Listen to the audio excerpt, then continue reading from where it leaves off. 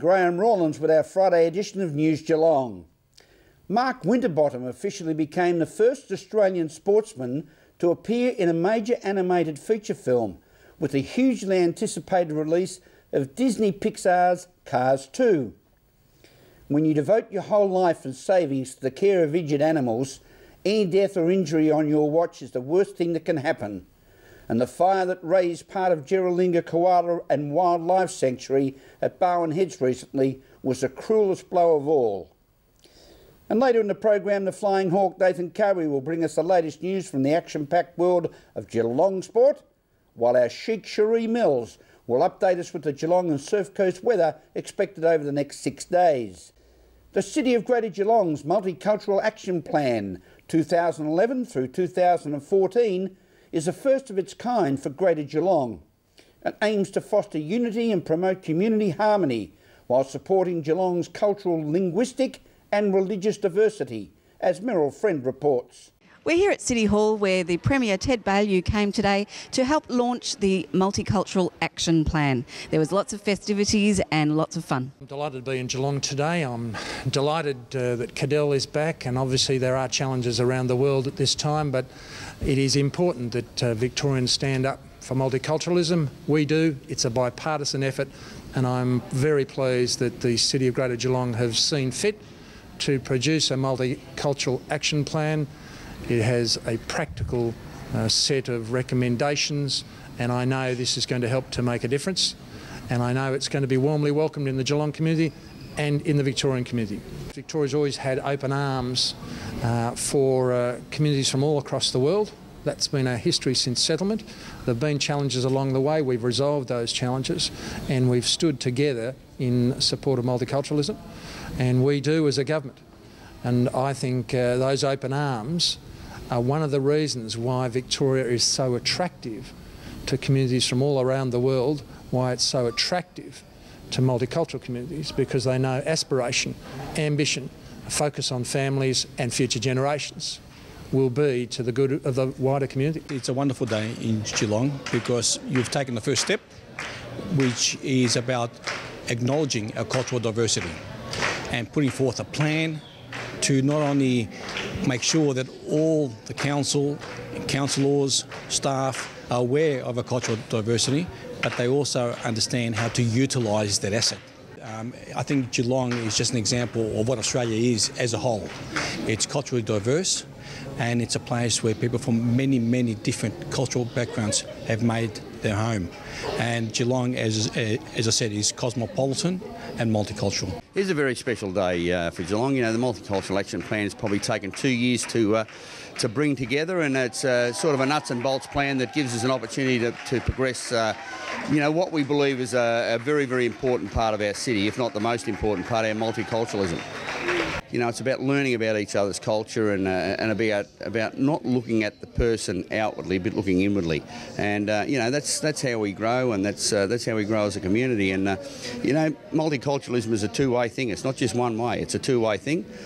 You know, people that come here need to embrace our culture as we need to embrace theirs. And whilst I always say, you know, don't forget your heritage, which you shouldn't, but you know, you've got to learn to grow here, and you know, and we've got to learn to grow with you. From City Hall, Meryl Friend, News Geelong.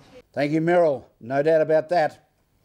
Following the July disaster at Geelong Koala and Wildlife Sanctuary in Barwon Heads, staff have begun the determined course of rebuilding the koala enclosure and help their own spirits as part of the very close-knit family devoted to the animals, as Ellie Dean reports.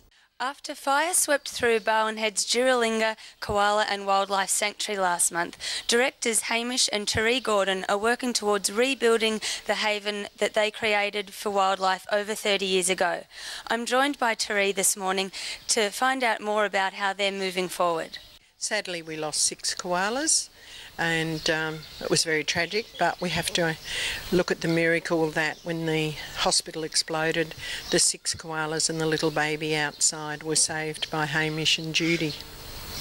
And what is the best way forward? How are you rebuilding and getting back on track? Well, the main thing is for the keepers and the koala volunteers to pull together and to try and remember all the good times, but because of the loss, which is important to us, is to go forward, to continue the work, continue rescuing, otherwise those lives have been lost in vain. And how much do you rely on the support and the efforts from volunteers here at Geelong? We couldn't manage without the volunteers that we've got, because they do it because they want to. They support the staff who are here because they want to be here, but more importantly we work as a team, and that is what keeps Geelong going. And you were telling me that you go out with some of the koalas to different types of places and they help with people in certain ways. Can you tell us a bit more about that? Yes, we used to take the little koalas out to aged care, and we will continue that once we've got ourselves back on track. And with dementia patients, Squiggly in particular, would sit very quietly and then he'd rub noses and he'd allow them to pat them, and he was very well behaved, whereas when he was with noisy school children, he was a noisy little boy and used to play up. We also worked with autistic children, and both Tex and Squiggly were extremely good with children that had special needs. So they'll be very sadly missed, but in their memory we must continue the work and go forward. Ali Dean from Geelong for News Geelong. Thank you, Ali. It was a substantial financial impact on the sanctuary, which is wholly funded through entry fees, donations and sponsors. A musical adaptation of the controversial 1891 German play Spring Awakening tells the story of a group of teenagers as they come to discover the inner and outer tumult of sexuality, as Meryl Friend reports. We're in the Drama Theatre at the Geelong Performing Arts Centre, and we're having an interview with the directors of the latest offering from Parcel Productions, Spring Awakening. Fantastic show that is for over 15s and runs Friday and Saturday night at 7:30. Well, we started 3 years ago now. We moved back to Geelong from Melbourne, and when we got here we decided that there was a slight niche missing in the amateur theatre world, and it was the smaller production.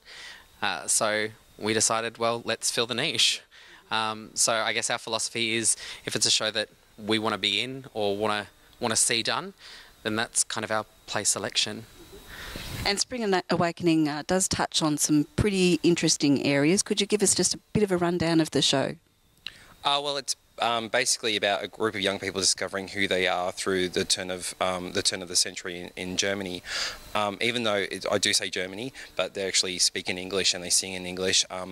It's basically finding out who they are and where they belong in the world, and trying to deal with the miscommunication that the adults are giving them at the moment. How, like, you know, teachers are all about the best thing for the school more than the students, and how parents are more like about my reputation more than what's actually happening to my child.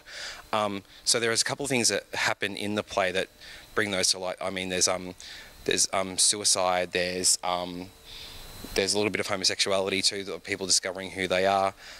Basically, kids rising up, basically anarchy. That's what I can call it. Yeah, just trying to rise up and be who they are without, in a world that's basically pushing them down. From the Drama Theatre at GPAC, Meryl Friend, News Geelong. Thank you, Meryl. This is News Geelong on this August Friday evening as we go to a break and return with more news after this.